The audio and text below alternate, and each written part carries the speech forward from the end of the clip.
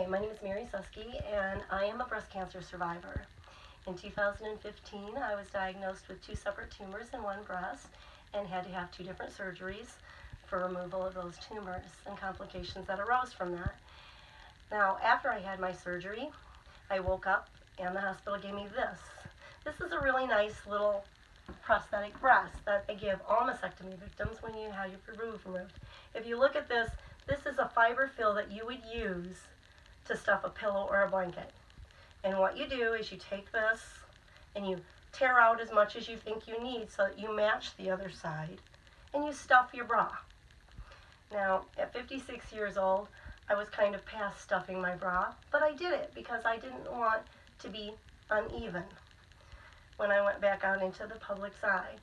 So this is where it starts, is with one of these. Now, if you're lucky and you can have reconstructive surgery, great.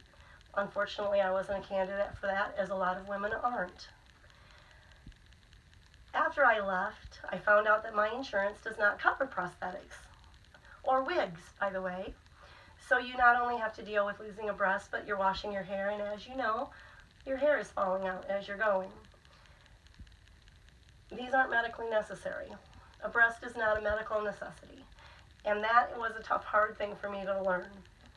So I stuffed this in my bra and I would go to work every single day. And every single day my crew would say, "Mary, adjust, adjust, adjust," because my boob would be floating up to here. Or it would be over here, because they just kind of move around when you move around. It was embarrassing. So they asked me what I wanted for Christmas. And after 7 months of wearing this, I said, I want a boob. I want a new breast. Never thought that it would go any further than that. But shortly after my birthday, which is in November, they surprised me. It was supposed to be a Christmas present, but they could not wait any longer because they had managed to collect enough money to buy me this. This is a nice prosthetic. This is about $380 of boob. It is not something that insurance would cover for me. Matter of fact, until I met my deductible, they wouldn't even cover a part of this. But my crew managed to surprise me with this, as well as if you have to have a prosthetic, you're going to need what they call prosthetic breast bras.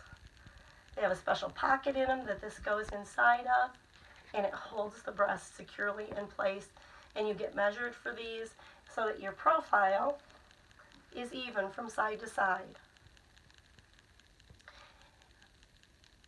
This isn't what I expected for Christmas that year from my crew, but that is literally the day Jab was born. I was going to get through this without crying. Jab is just a breast. It's the one thing you hear all the time when you're diagnosed with breast cancer. It's not who you are, it's just a breast.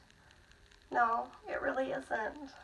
It's a part of you. It's a part of how you identify yourself as a woman, how you view yourself when you're out in public.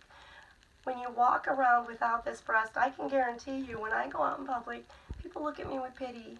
They stare. They can't figure out, wait a minute, is there something wrong here? Is this an optical illusion? So when my crew gave me this, I wasn't the only one crying that day. There were more tears in their eyes that they were giving me such a wonderful gift that made me so incredibly happy. And Jab was born. I started this organization because this is what I want to do for other women. I want to give you the opportunity to know what it's like to have someone give you that sense of balance and that dignity and that pride back to you. You shouldn't have to feel uneven. You shouldn't have to stuff your bra with fiber fill and cotton. You should have something that feels real, something that looks real, and something that makes you even. That's what Jab is.